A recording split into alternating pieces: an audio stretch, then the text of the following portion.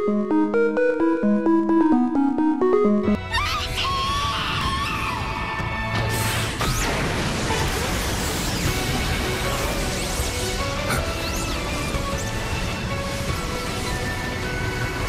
there, Zerro fan, and welcome back to another anime review, hosted by me, that fucking guy. Today it's Unbreakable Mashin-Dōru. This anime is without a doubt enjoyable, and it fits my formula for a good anime to a T. T for anime! Anyway, it's original, it's well animated, it's funny, action-packed, and it has an overarching plot that keeps you hooked. Now I'm going to end this review with some random, funny, and dirty memes, so if you like the video, then beat that like button like it was your redheaded stepchild. Unbreakable Mashin-Dōru was created by Reiji Kaito in 2009, and like most things, it began as a series of light novels and manga before being picked up in a smart move by a new anime studio that's barely even on the map yet. And if you like the series or the manga, Reiji has some other works as well. I'll put links to everything in the description down below. So, from Lurch or Lurche Studios, I don't know how to pronounce it, I've only seen it written, and not even phonetically. Anyway, just like Lark's Entertainment, it's a subdivision of Studio Hibari, which as I've said before, has been laying low in recent years. Lark's you might know for Evangelion You Cannot Redo or Monsuno, or even Studio Hibari in general for their work on Spirited Away and other assorted movie titles. Lurch or Lurche is a new studio that was founded in 2011, and Unbreakable Mashin-Dōru will be its most notable work by far. And if any of that sounded familiar, you probably watched my first impressions video, but my opinion hasn't changed. So let's get the backstory out of the way, and then we'll talk about what makes this such a great watch in general. So, the story itself follows Raishin Akabane and his automaton companion of animated cuteness, Yaya. She's powered by magical circuits and specializes in hand-to-hand combat, and she loves long walks on the beach and has an obsession for all things Raishin. Raishins come all the way to the Walpurgis Royal Academy of Machine Arts in England. Subtle. In part to study machine art, which is a combination of magic and technology used to create autonomous fighting dolls with intelligence and fighting prowess. There's different types of automatons as well, with unique bodies and reflecting skills, such as some are dogs, others are giant suits of armor that can transform into swords, and then you've got your humanoid types like Yaya that are the product of somebody's fantasy.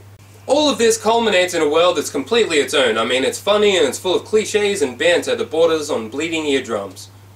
But that's well worth it for the serious side of this story. I mean, it's not all fucking daisies and sunshine, otherwise I wouldn't be reviewing it. I'd leave it up to some teenage webcam girl with reality issues.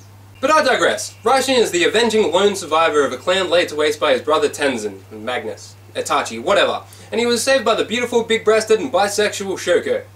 A great designer of automatons who wants to see Raishin's quest for revenge through to the end, and who also has a personal connection to him. She went as far as to give him Yaya, who's like 35% Gasai Yuno, 65% cute as a button. The first few episodes of this really set it up for success, with murderous plots, enjoyable characters, and serious overtones that are cut with romantic banter, cliché situations, and demonic jealousy, but the characters are a huge part of this series. By the end, you'll love all the characters with only one complaint. Now, I'm a humble and tolerant man, but repetitive catchphrases went out with the 90s, didn't they? No, they're great though, like Frey, for example, who randomly calls Raishin a compulsive rapist with no relevance to context and then announces that she'll be his bride. Then you've got a dragon-wielding, impossible-to-please tsundere girl. And Yaya with her demonic aggression that reminds you of the core lesson from Dragon Ball Z. You don't fuck with Chi-Chi. And there's another character with suicidal tendencies, just to boot. But each character has their own goal, backstory, and tale of woe, usually gravitating towards Raishin, who will help them out no matter what, kind of thing. Around the halfway point, you could see this turning into a harem, and it did, which was great, because I love a good harem, especially one with a storyline. Alright, now let's talk about the animation and the sound. So now it's time for that part of the video where I go over the animation, the sound, and the overall aesthetics of this really enjoyable anime. Lurch has done with this anime what so many studios aim for but fail horribly with, creating a traditional style blended with 3D CG that isn't tacky. In fact, the animation quality and sheer number of render cycles only seem to increase with the count of the episode.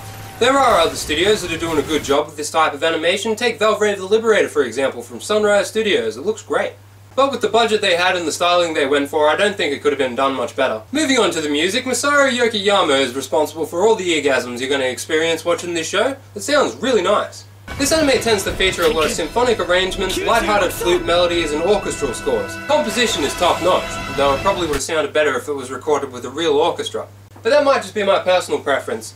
The electronic-sounding music fits the effects that are used for the spells and the combat really well. I don't need to tell you how popular the opening and ending songs are, but if I do, well, they're really popular. Moving on to the voice acting, with the lead male roles of Raishin, Loki, and Sigmund being played by Hiro Shimono, Nobuhiko Okamoto, and Joji Nakuto, respectively.